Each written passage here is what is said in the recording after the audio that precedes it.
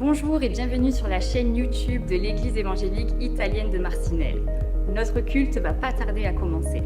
En attendant, permettez-moi de vous inviter sur notre page Facebook EEIM juste ici ou à découvrir notre vitrine Instagram EEIM juste là. Nous serons également heureux de vous accueillir lors de nos cultes en présentiel le dimanche à 10h et lors de nos réunions de prière le jeudi à 19h30. En plus de tout cela, nous organisons des réunions de jeunes les dimanches soirs à 18h, ainsi que des groupes de maison en semaine dont vous obtiendrez toutes les informations via cette adresse mail ou directement via les réseaux sociaux. Retrouvez toutes ces informations à la fin de la vidéo et les liens vers nos différentes plateformes en description ci-dessous. Nous vous souhaitons un bon visionnage et nous avons hâte de vous rencontrer au sein de notre église. À très bientôt.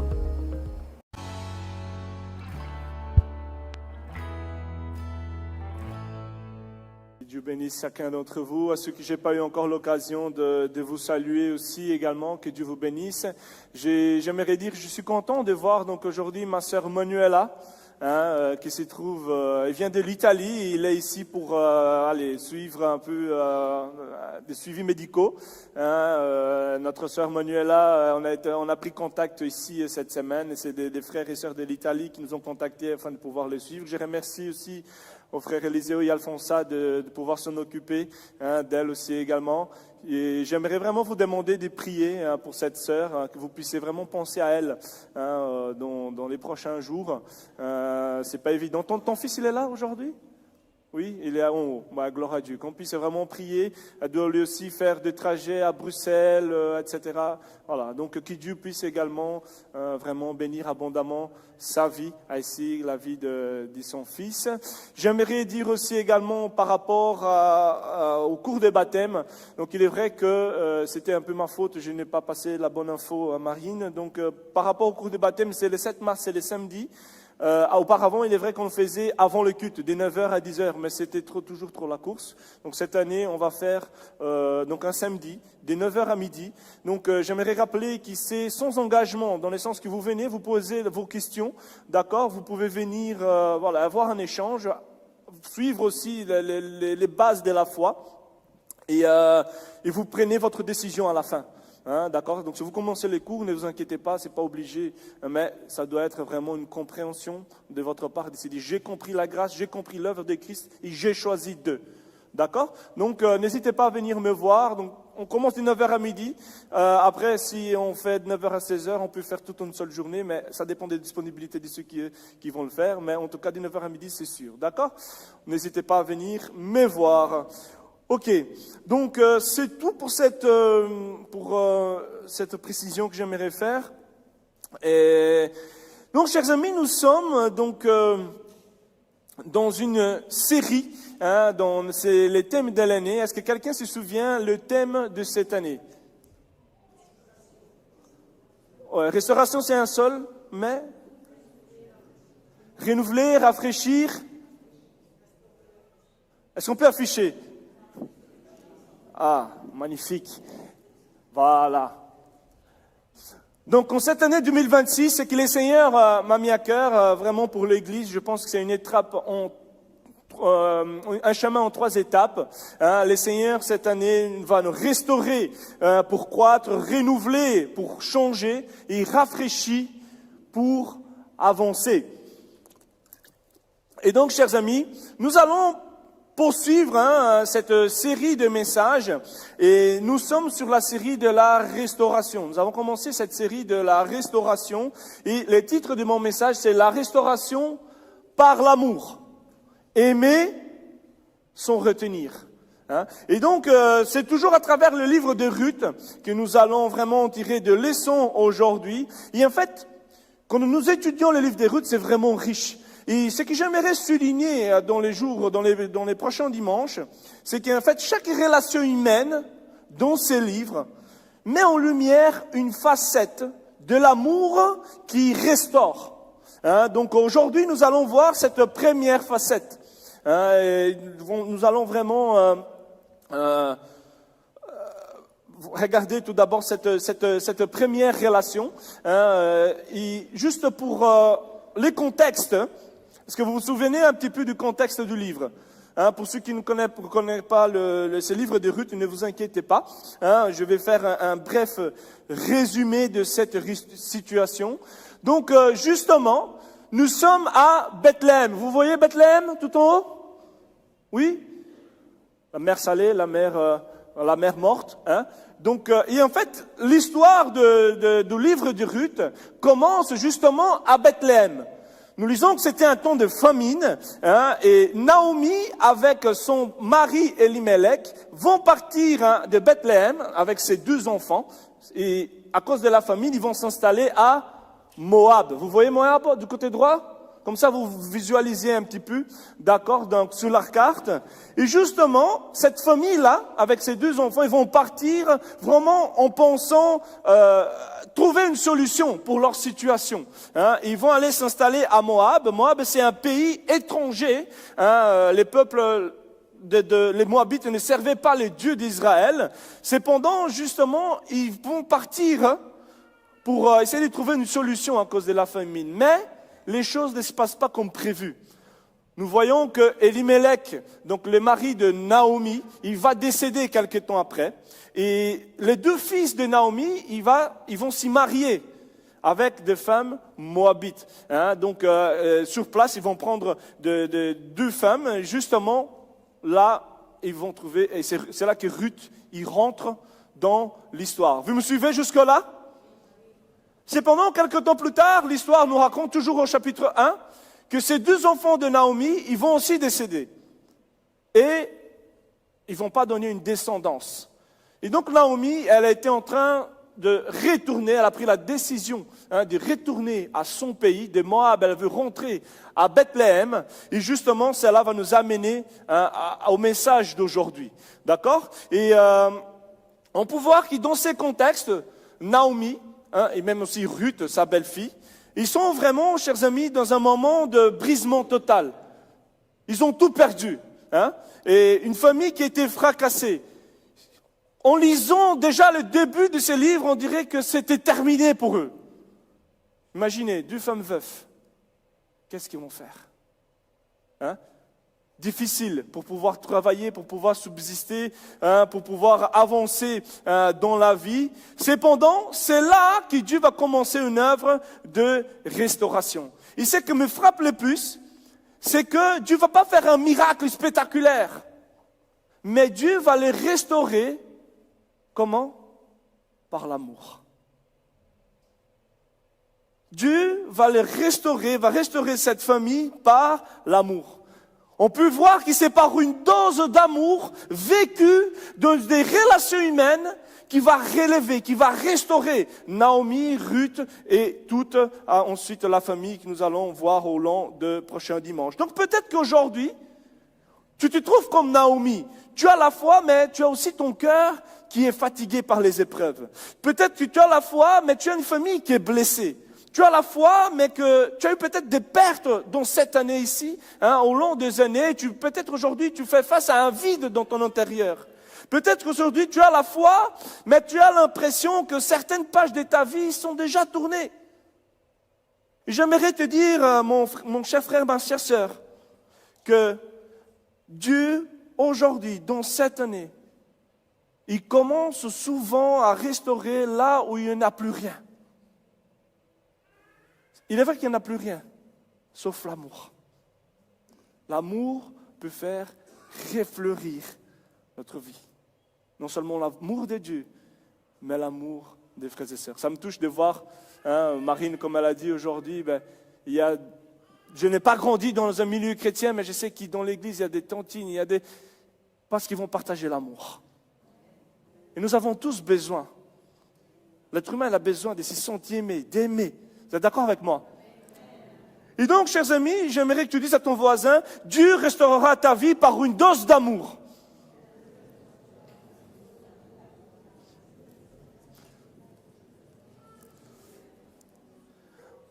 Donc, la première facette d'un amour que restaure, chers amis, nous le voyons dans l'amour de Naomi envers sa belle-fille Ruth. Nous allons voir uniquement cette facette-là aujourd'hui. Et en fait, la restauration par l'amour commence quand nous apprenons à aimer sans retenir. Un amour qui aussi donne cette liberté à l'autre.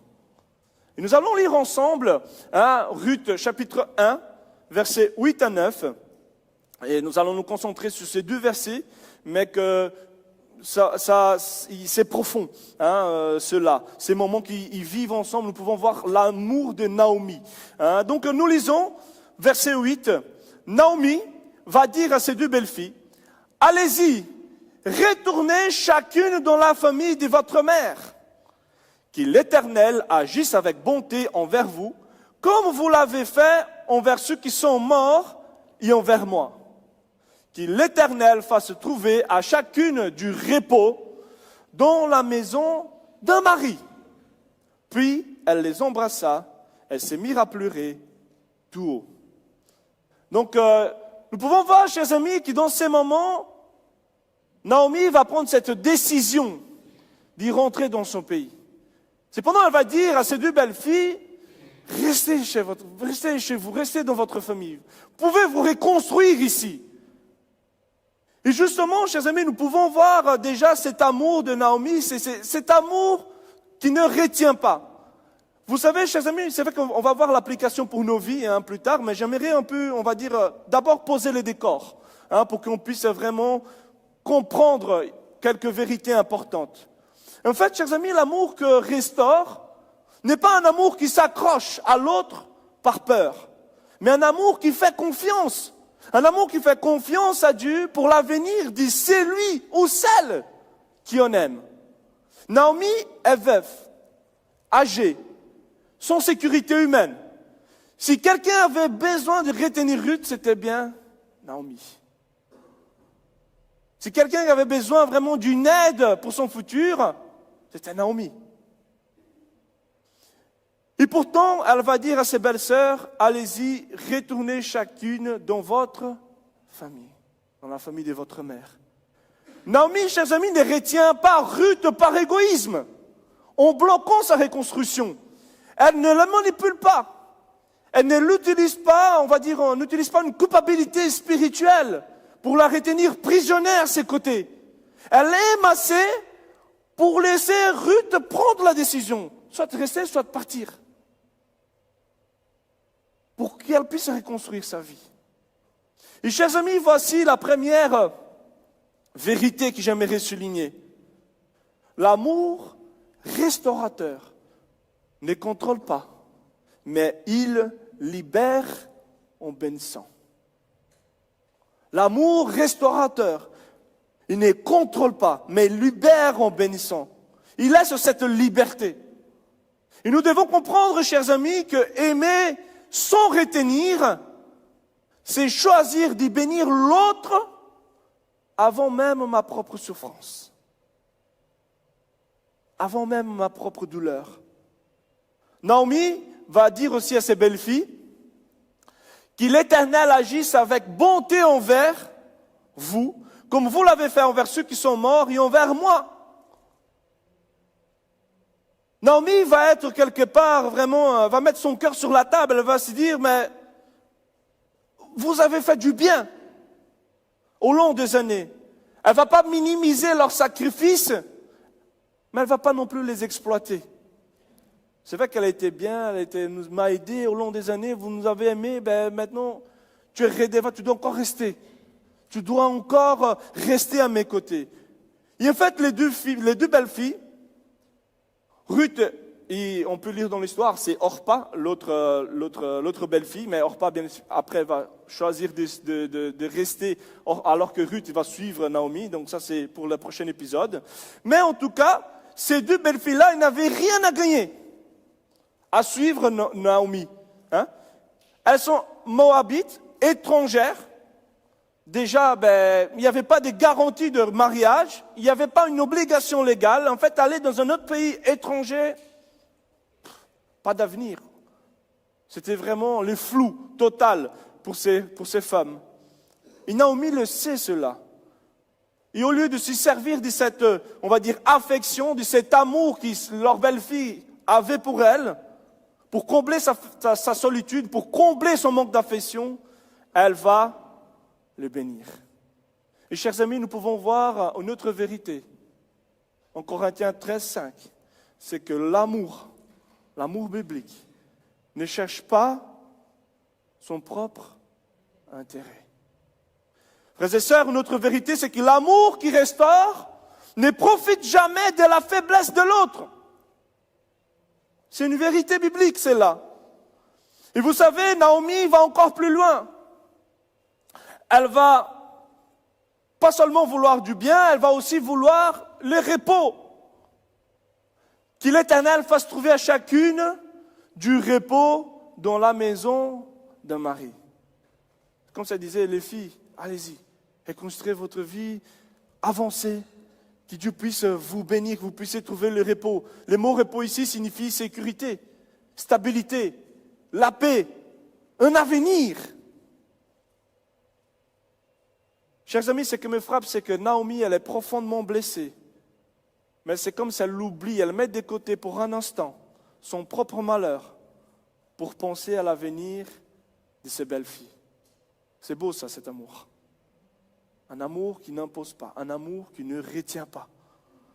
Comme ça disait, ma douleur elle est réelle, mais ton avenir est plus important. Quelque part, c'est comme si Naomi mettait plutôt la confiance en Dieu, que ce soit pour sa vie, que ce soit pour la vie aussi de ses belles filles. Il y a ce verset qui nous dit en Philippiens 2, 4, que chacun, au lieu de considérer ses propres intérêts, considère aussi ceux des autres. Et vous savez ce qui rend encore cette scène plus forte, c'est que Naomi ne libère pas ses belles filles sans émotion. Elle n'est pas froide, elle n'est pas distante, elle n'est pas indifférente. On va lire à la fin du verset 9, puis elle les embrassa. Ils vont pleurer ensemble. Et tout haut. Frères et sœurs, voici une autre vérité biblique. Aimer sans retenir, c'est choisir les biens de l'autre, avant sa propre douleur, avant sa propre souffrance. Et voilà que le décor est ceci. Et j'aimerais que maintenant on puisse prendre du temps à faire l'application pour nos vies. Il y a une richesse derrière cela. J'aimerais vraiment, j'ai prié le Seigneur afin qu'il puisse me guider et de transmettre ce qu'il m'a mis à cœur. Je vais essayer d'être le plus clair possible. Et nous pouvons voir que l'amour restaurateur de Naomi envers Ruth, ça nous parle déjà dans notre cœur. Peut-être aujourd'hui, déjà avec ce que je vous ai dit, et moi aussi déjà en préparant ces messages, je me suis fait une auto-analyse. Je me suis dit, mais Seigneur, peut-être je n'ai pas encore grandi dans ma façon d'aimer mon prochain comme Naomi a aimé Ruth. Peut-être que ce matin, tu es dans ce cas. Peut-être que tu te dis cela aussi également. Car aimer, chers amis, sans retenir, c'est les modèles bibliques, mais on doit avouer, ça ne se passe pas souvent comme cela. Et justement, très souvent, dans nos relations humaines, nous nous retrouvons dans deux profils que je vais vous exposer ce matin, d'accord? Parfois même dans les deux à différentes périodes de la vie. Mais en tout cas, le premier profil que j'aimerais souligner, il n'a rien à voir avec les modèles bibliques, mais c'est ce profil, celui ou celle qui retient. Naomi, elle aurait pu se dire, mais non, tu restes avec moi. Naomi, comme on avait dit, pourrait manipuler pour que, justement, Ruth puisse rester. Et chers amis, celui ou celle qui retient a souvent peur de perdre quelqu'un, a souvent peur de la solitude, peur de l'avenir, peur de l'insécurité. Et on s'accroche à l'autre. On retient l'autre. On pense à nous et non pas à l'autre. On aime sincèrement, mais on contrôle, on surveille, on culpabilise parfois l'autre sans s'y rendre compte. On retient l'autre certains par méchanceté, d'autres pas, mais surtout par peur, je dirais. Et Naomi aurait pu agir comme cela envers Ruth, dit les retenir, de ne pas la bénir, mais elle va choisir les modèles bibliques. Elle va les bénir, l'encourager à se reconstruire. Et de manière très concrète, chers amis, nous pouvons vivre cela tous les jours dans notre quotidien. J'ai pris 2 exemples qui sont peut-être parlants de la vie quotidienne. Et quand je pense à cela, je pense à des parents qui ont du mal à laisser son enfant devenir adulte. Même si l'enfant il a 30, 40, 50 ans. C'est mon petit bébé. Hein? Ton enfant grandit, il prend des décisions. Ton petit bébé de 50 ans, il prend des décisions. Et toi, tu continues à vouloir décider à sa place. Tu te dis, mais c'est pour son bien. Mais au fond, tu as peur. Tu as peur qu'il s'y trompe. Tu as peur aussi peut-être d'être mis de côté. Papa, maman, c'est faux les conseils de papa et maman. Hein? Guaio, c'est lui qui ne demande pas au papa et à maman. Guaio, c'est, je ne sais même pas comment dire en italien, mais enfin, on traduire. Attention, attention, c'est lui qui met les conseils de papa et de maman. Il est vrai, chers amis, que la Bible nous dit, instruis l'enfant selon la voie qu'il doit suivre. Mais instruire n'est pas du tout contrôler la vie de l'autre. Vous êtes d'accord avec moi? Et ma question pour cet exemple, est-ce que j'aide mon enfant à grandir ou est-ce que je l'empêche de devenir un adulte? Il y a un deuxième exemple aussi qui m'est venu. Un exemple courant également. Quand nous parlons d'un amour que retient, je pense aussi peut-être à un conjoint qui contrôle la vie de l'autre par peur d'être abandonné. Tu vérifies, tu questionnes, tu surveilles. Tu as besoin d'être rassuré en permanence. Bien souvent, dans les relations, certains confondent une protection saine avec un contrôle excessif. On confond une protection qui est guidée par l'amour par un contrôle qui est dicté par la peur. Tu aimes, on ne met pas en doute l'amour de cette personne, mais ta peur parle plus fort que ta confiance. Et ton amour, au lieu de rassurer, au lieu d'accompagner, au lieu de bénir, merci frère, tu as lu mes notes. Il étouffe, c'est les mots que j'écris. C'est le même esprit, c'est bien. Gloire à Dieu. Et ma question, justement, pour ces points, est-ce que mon amour, l'amour que je porte envers les autres, est-ce qu'il rassure ou est-ce qu'il étouffe? En tout cas, mon frère, ma sœur,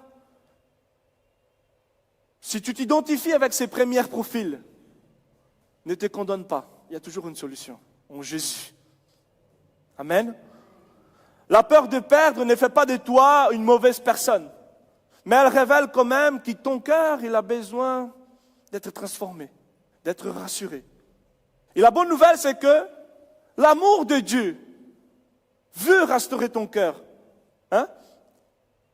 Jésus ne te rapproche pas, on va dire, ses besoins de sécurité, mais Jésus, il t'invite à déposer aujourd'hui ta peur entre ses mains. Parce que bien souvent,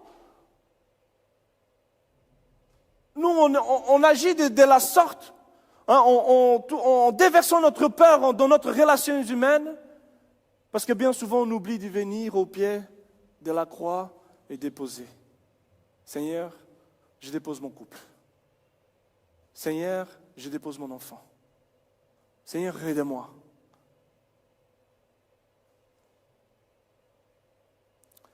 Et le Seigneur, ce matin, mon cher frère, ma sœur, il t'invite à déposer ta peur entre ses mains. Car plus ton cœur est sécurisé en Christ, moins tu auras des contrôles sur les autres. Le Seigneur, il prend soin. Rien de mieux de savoir que le Seigneur, il prend soin des siens. Ça ne veut pas dire qu'on doit négliger, non, mais Je sais qu'il y a Dieu il est souverain sur toutes choses. Dieu, il est souverain sur l'avenir, mon avenir, mais sur l'avenir de celui qu'on aime. Et Jésus, justement, il va nous dire, je ne te délaisserai point, je ne t'abandonnerai point. Peut-être qu'aujourd'hui, tu as peur d'être seul, d'être abandonné. Mais en Christ, on n'est jamais abandonné. Tout d'abord, on a besoin de cet amour de Dieu qui vient remplir notre cœur, qui vient apaiser notre peur. Donc, frères et sœurs, lorsque l'amour de Dieu vient restaurer notre cœur, il transforme aussi notre manière d'aimer l'autre. Cet amour horizontal, Dieu a influencé dans cet amour vertical. Non,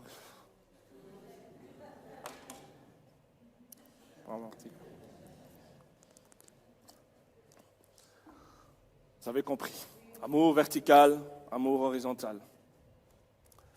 Donc, chers amis, c'est là qu'un amour anxieux va devenir un amour confiant. C'est là qu'un amour qui contrôle va devenir un amour qui est béni. C'est là qu'un amour qui retient va devenir un amour qui laisse la liberté, qui libère. Et c'est ainsi que Dieu nous rend capables d'aimer, comme Naomi. Non pas peur de perdre, mais par confiance en Dieu. Non en s'accrochant, mais en laissant Dieu conduire l'avenir. Cependant, chers amis, lorsque j'ai préparé ces messages aussi, je me suis dit, mais tiens, il est possible non seulement qu'on puisse retenir, être celui qui retient, mais il est possible que certains d'entre nous ont été aussi victimes de cet amour égoïste, voire même, dans certains cas, une relation assez narcissique. On peut peut-être se retrouver là-dedans aujourd'hui. Et c'est le deuxième profil que j'aimerais souligner ce matin. Peut-être qu'aujourd'hui tu es dans ce cas. C'est lui ou celle qui a été retenu.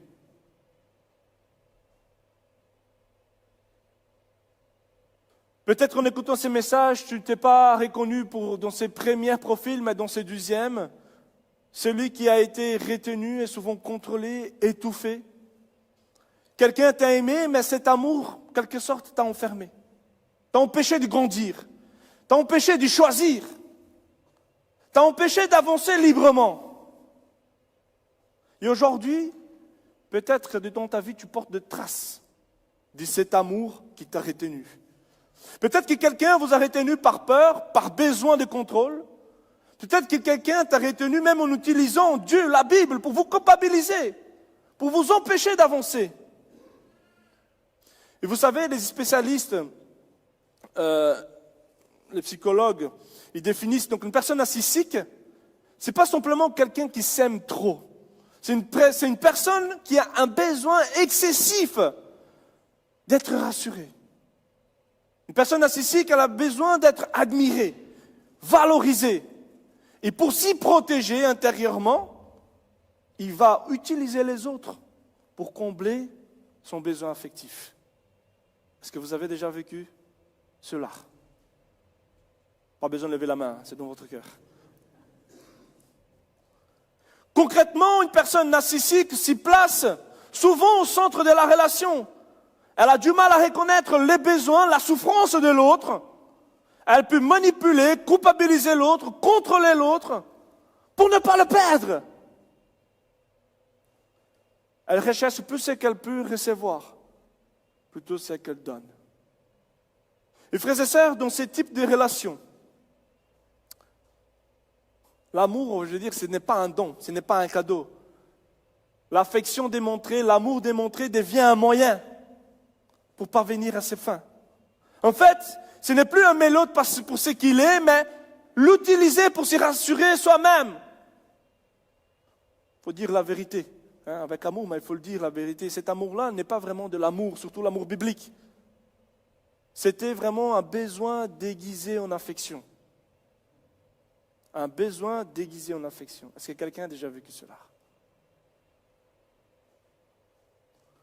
En tout cas, chers amis, je pense que ça, c'est les points les plus importants de ma prédication. J'ai été voir plusieurs articles, que ce soit des psychologues, des choses. J'essaie vraiment de condenser, de faire quelque chose assez solide et bien. Parce que la vérité, je pense qu'il y en a beaucoup d'entre nous qui peuvent se retrouver dans ce cas. En tout cas, en préparant, j'ai eu cela à cœur.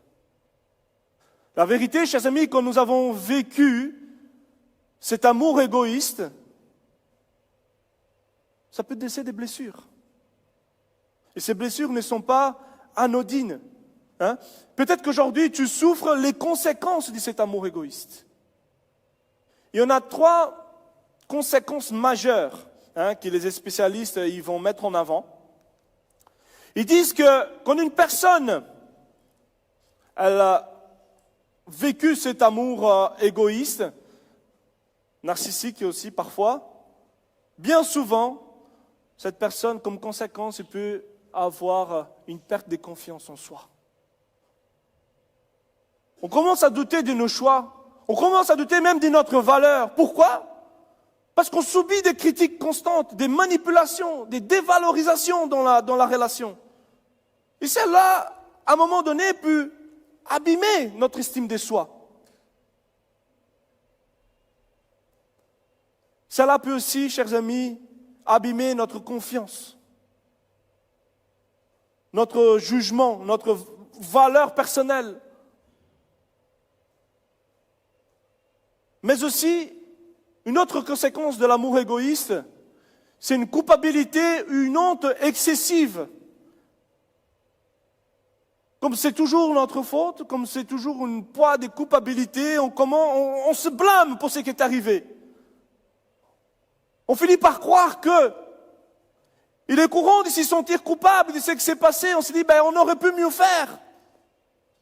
Même quand on n'était pas maître de la situation. La parole nous dit, cherchez la paix tant que cela dépend de vous. Ça veut dire qu'il y a une autre partie. Et ça, chers amis, on ne doit pas porter le poids de cette culpabilité-là. Non. Mais malgré tout, chers amis, cela peut nous laisser une cicatrice. Une honte qui peut-être nous paralyse d'avancer dans notre vie. Une dernière conséquence d'un amour égoïste, c'est que pour finir, on a une difficulté de faire confiance aux autres. On n'a pas envie de revivre ce qu'on a vécu. On a peur de s'y rapprocher à nouveau. Et j'ai bien aimé ces mots-là. Nous avons une hypervigilance affective.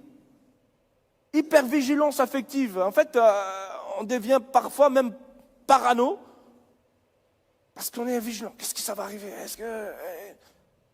Non. On a peur de s'y rapprocher, on doute constamment de nouvelles relations. Et celle-là aussi ralentit notre processus de guérison. Personne ne peut vivre dans cette, on va dire, hypervigilance tout le temps. C'est pas vivable.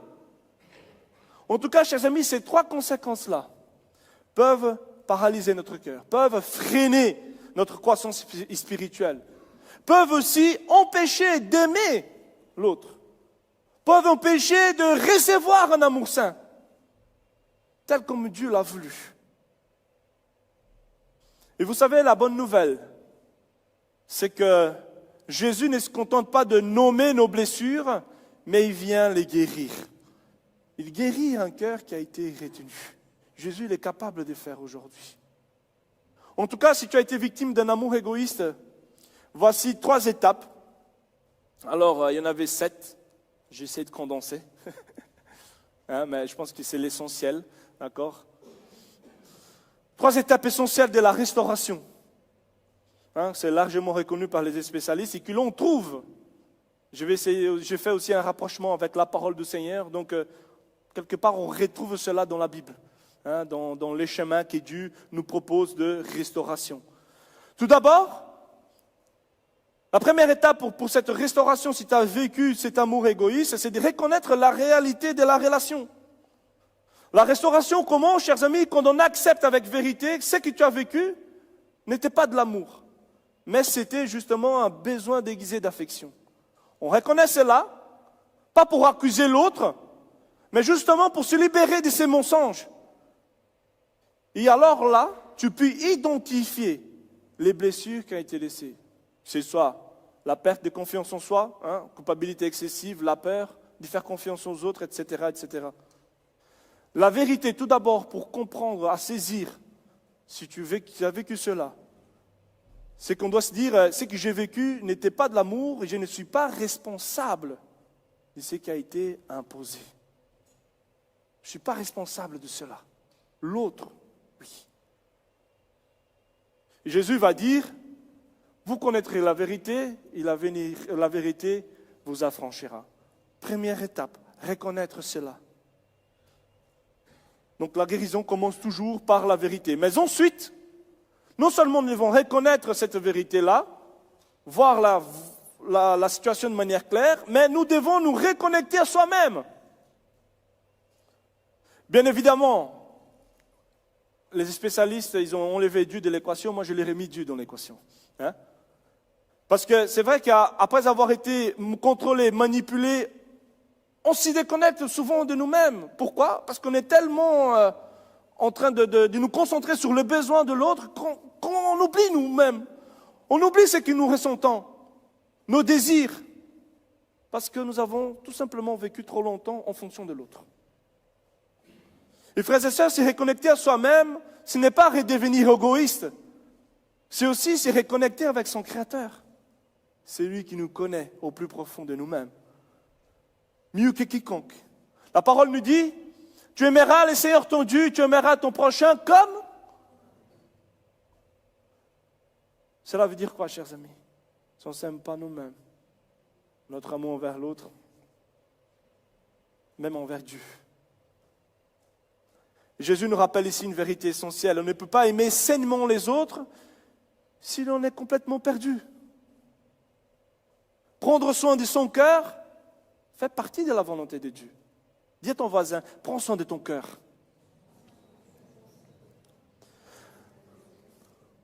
Donc, c'est quoi? C'est reconnecter avec soi-même. C'est donc apprendre à s'y traiter avec douceur, avec compassion, comme Dieu nous traite. Les spécialistes, ils vont dire, ils vont appeler, il y a ces mots, autocompassion. On doit avoir une autocompassion, être bienveillant avec soi-même. On doit reconnaître notre douleur, mais sans nous juger. Se reconnecter, chers amis, avec soi-même, cela implique aussi d'imposer des limites. À réapprendre à imposer des limites, à dire non. C'est difficile. Jusque-là, stop. Non, je reconnais cela et je mets une barrière de protection. Il y a même une étape qui dit de prendre un temps de séparation de la personne. Enfin, je ne vais pas rentrer là-dedans, mais bien évidemment, on doit aussi savoir prendre nos reculs de la situation. Parce que justement, chers amis, notre cœur a de la valeur aux yeux de Dieu. La vérité à saisir dans cette deuxième étape, c'est que je mérite de prendre soin de moi-même.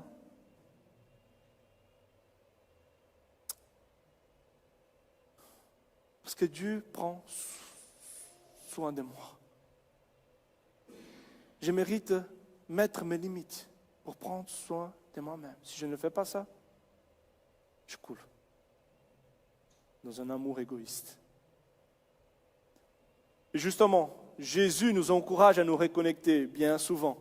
Il ne nous écrase jamais, mais il nous demande vraiment de venir, de nous apporter notre fardeau. Jésus nous invite à nous reconnecter avec lui. Il nous dit ce verset en Matthieu 11, 28, « Venez à moi, vous tous qui êtes fatigués et chargés, je vous donnerai du repos. » Quand on vient à lui, on se reconnecte à lui, on se reconnecte avec nous-mêmes. Donc mon frère, ma sœur, Dieu ne te guérit pas pour t'écraser davantage, mais pour te rendre à nouveau, on va dire, capable d'aimer. À nouveau capable de vivre librement. Et ensuite, c'est la dernière étape. Mais pour moi, c'est un peu la plus importante. On peut diverger, c'est pas grave.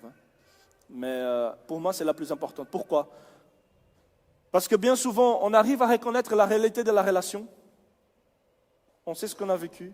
On arrive à se dire stop, à prendre soin de nous-mêmes, à nous reconnecter avec Dieu, mais on a surtout du mal à redécouvrir la joie et la liberté, à revivre de nouveau.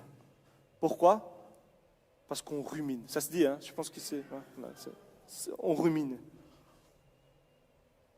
Je ne suis pas en train de vous dire que vous êtes des vaches, non? Hein? Mais on rumine. Frères et sœurs, la restauration ne consiste pas seulement à survivre après une blessure, mais on doit apprendre à revivre pleinement. Et donc, justement, pour redécouvrir la joie et la liberté, les spécialistes vont conseiller deux choses. Ils vont conseiller justement tout d'abord de retrouver la joie personnelle en faisant des activités qui vont renforcer mon estime de soi, se sentir utile. Mais aussi, il va dire à un moment donné, il faut commencer à réapprendre à faire confiance petit à petit aux autres. À un moment donné, il faut construire des relations saines, équilibrées. C'est le dernier point qui pousse à aller plus loin dans la guérison. Et bien évidemment, je rajoute le Seigneur dans l'équation. Nous devons mettre Christ dans l'équation, chers amis, parce que la vraie joie, la vraie liberté ne se trouve pas seulement dans ce que l'on fait, mais se trouve en Jésus lui-même. Vous êtes d'accord avec moi? Frères et sœurs, Dieu ne nous aide pas à guérir seulement pour que nous tenions debout, mais pour que nous puissions retrouver le goût de la vie. Chers amis, le pasteur dit Pascal a dit 80 ans pour les plus forts. Quelle estime de soi. Je me sens fort. C'est magnifique ça. J'ai envie d'arriver comme cela, à son âge, ainsi. La vie passe tellement vite. Et on perd le goût de vivre, la joie d'aimer. On perd cette liberté intérieure en Christ. Or que la parole nous encourage, réjouissez-vous toujours dans le Seigneur, je répète, réjouissez-vous. C'est vrai qu'après avoir été retenu, contrôlé, blessé, étouffé, notre cœur apprend souvent à se fermer, à se protéger. C'est vrai qu'on n'ose plus rêver, à espérer, à s'attacher. Mais en Christ, chers amis, j'aimerais te dire, ton histoire n'est pas finie. Ton cœur aujourd'hui peut encore s'ouvrir à une joie, à une bénédiction nouvelle. Car Jésus nous promet une vie abondante. Qu'est-ce qu'il nous dit? Est-ce qu'on peut lire ensemble Jean 10, 10? Oui, vous voyez là? À 3, 1, 2, 3. Je suis venu afin que les bébés aient la vie et qu'elle ait en abondance. C'est une vérité biblique, mon frère, ma sœur, à tenir aujourd'hui. Cela signifie que Dieu ne nous libère pas seulement du passé, mais il veut nous conduire aujourd'hui vers une nouvelle vie restaurée, féconde en lui. Dieu veut nous faire redécouvrir vraiment cette joie après une blessure. Et j'aimerais souligner, parce que les spécialistes ils disent il faut faire quelque chose pour faire l'estime de soi. On aurait pu se dire n'importe quelle activité. Mais il est vrai que ça restera peut-être juste de l'humain, je veux dire. C'est bien de le faire, il faut toujours le faire. Mais la parole nous dit que nous pouvons retrouver notre joie personnelle en faisant des activités qui renforcent notre estime de soi, surtout quand Dieu il est au centre. Regardez ces versets. Nous sommes son ouvrage, ayant été créés en Christ pour des bonnes œuvres préparées en avance, afin que nous les pratiquions. Frères et sœurs, beaucoup, ils bloquent encore dans leur vie, après avoir vécu cela, parce qu'ils n'ont pas encore retrouvé cette joie à 100% en Christ. Ils n'osent plus s'investir à 100% pour Dieu. Ils laissent vraiment ces blessures paralyser les rêves avec Dieu, les talents que Dieu t'a donnés, les talents spécifiques que Dieu a déposés en toi. J'aimerais vraiment que tu puisses te poser cette question aujourd'hui. Qu'est-ce qui me fait sentir vivant, heureux et utile pour Dieu? C'est peut-être t'investir pour Dieu que tu as besoin aujourd'hui, pour cette dernière étape de guérison. Mais aussi, nous pouvons retrouver notre joie personnelle en Christ, mais nous devons réapprendre à faire confiance, c'est ce qu'il nous dit. 1 Jean 4,18, il nous dit « L'amour parfait bannit la crainte ». La dernière étape, chers amis, c'est de réapprendre à faire confiance aux autres progressivement. Encore une fois, beaucoup sont bloqués dans cette phase des guérisons parce qu'ils n'osent plus s'ouvrir à des relations humaines. En tout cas, je t'encourage aujourd'hui à t'investir, à redécouvrir peut-être cette communion fraternelle, à justement réouvrir ton cœur, donner une autre opportunité à cette guérison. Quand le culte finit, ne file pas directement. Reste un peu, fais des connaissances, parle, discute. L'être humain, il est un être social. Il a besoin de ça. Et peu à peu, le Seigneur commence aussi à guérir. Je parle de l'Église, mais je peux aussi parler même dans la famille. On peut s'ouvrir aussi, donner de nouvelles opportunités dans notre famille. Justement, toutes les restaurations, ça s'est passé dans la famille. Naomi envers Ruth, Ruth envers Boaz, dans les cadres familiales. Mais ça, on verra plus tard. En tout cas, mon frère, ma sœur, en Christ, tu peux retrouver la joie et la liberté intérieure. La parole nous dit, quoi que vous fassiez, on puisse faire au nom du Seigneur. J'aimerais que toute action que tu puisses prendre dorénavant de guérison, tu puisses faire pour Dieu. Non pas pour des hommes, non pas pour plaire à quelqu'un, mais tu fais pour Dieu. Parce que Seigneur, c'est cette dernière étape qui je manque souvent, mais j'ai besoin de ta force pour pouvoir justement faire des choses pour toi, de me réinvestir pour ta gloire, de me réouvrir peut-être au monde chrétien, de me réouvrir à l'Église, de me réouvrir à avoir des relations humaines. Et j'arrive à ma conclusion, mon frère, ma sœur. Nous avons vu que nous devons aimer sans retenir, c'est l'amour biblique. Nous devons nous recentrer, reconnecter à nous-mêmes. Nous devons redécouvrir la joie et la liberté. Et tout cela, on trouve parfaitement en Jésus-Christ. À la croix, Jésus l'a tout donné par amour. Il n'a pas retenu. Il a tout donné jusqu'à la dernière goutte de son sang. Et vous savez, ce qui est le plus frappant, c'est que Jésus nous aime sans retenir. Jésus ne nous oblige pas à accepter son amour. Non, c'est jamais par contrainte. Mais il y a cette liberté. On peut choisir, comme Naomi a laissé le libre choix à Ruth, de reconstruire sa vie. Jésus nous laisse aussi cette possibilité de le choisir, oui ou non, pour reconstruire notre vie avec lui. En tout cas, j'aimerais te dire ce matin que Jésus ne nous force jamais à le recevoir, à recevoir son amour. Mais j'aimerais te dire qu'il est capable de reconstruire cet amour. Peut-être cet amour qui a été brisé par le monde. Peut-être qu'aujourd'hui tu es rentré par cette porte et tu te dis, je ne crois plus à l'amour. Je ne crois plus aux relations humaines. Je ne crois plus cela, même dans le milieu chrétien.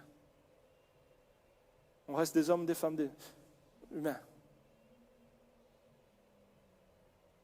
Mais j'aimerais aujourd'hui quand même laisser sur une note positive. Ouvre ton cœur aussi à cette réalité. Vous savez, il y a plein de belles personnes dans le monde. On peut vivre de belles expériences. Dieu peut encore reconstruire notre vie. Par l'amour, tout est possible. Par l'amour, le Seigneur il peut reconstruire. J'aimerais t'encourager vraiment aujourd'hui à avoir cet amour, à pratiquer cet amour qui ne retient pas.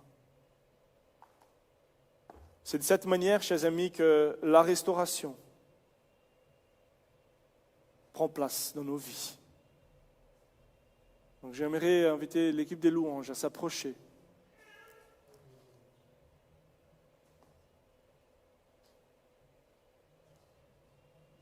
J'ai été un peu plus long aujourd'hui, mais je le sentais dans le cœur, surtout cette dernière partie. Ça m'a beaucoup travaillé. J'aimerais qu'on puisse s'élever. On va passer un moment dans la présence de Dieu.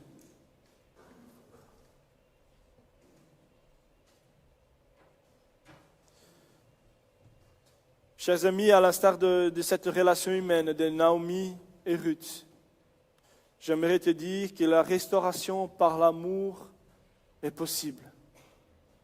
C'est à cause de cet amour démontré que Dieu a été capable de travailler dans leur situation. Capable de travailler et transformer leur état. J'aimerais t'encourager. Crois encore que l'amour peut restaurer toutes choses. Surtout, sois porteur de cet amour, par où tu passes, par où tu vas. Seigneur, merci pour ta parole ce matin. Seigneur Jésus, c'est vrai que nous aimons, Seigneur, bien souvent de manière imparfaite. Il est vrai que la vie peut parfois nous laisser des traces. Mais Seigneur, dans cette nouvelle année de reconstruction, nous voulons réapprendre, Seigneur, à te faire confiance. À te faire confiance pour notre avenir. À te faire confiance, Seigneur Jésus, pour ton amour. Ton amour qui nous restaure. Ton amour qui nous relève. Seigneur, apprends-nous à aimer comme tu nous aimes, Père. C'est avec un cœur sincère, Seigneur Jésus, que je t'ai pris. J'ai pris pour mon frère et ma soeur ce matin. Tu connais l'état de cœur de chacun. Tu connais les transformations des cœurs, les transformations des situations. Je te prie, Seigneur, que tu puisses transformer, guérir les cœurs de mon frère et ma sœur en cette année. Seigneur, que nous ne soyons plus bloqués dans cette dernière phase, de nous réinvestir pour toi, de faire des activités qui sont utiles pour toi. Parce que Seigneur, tu as déposé un don, un talent dans chacun de nous, en chaque créature pour te rendre gloire. Notre but sur cette terre, c'était de glorifier, Seigneur. Et nous voulons vivre, Père, les bénédictions que tu as pour nous. Seigneur, aide-nous à réouvrir notre cœur, à vivre de nouvelles relations malgré les difficultés, malgré, Seigneur, les coups du passé.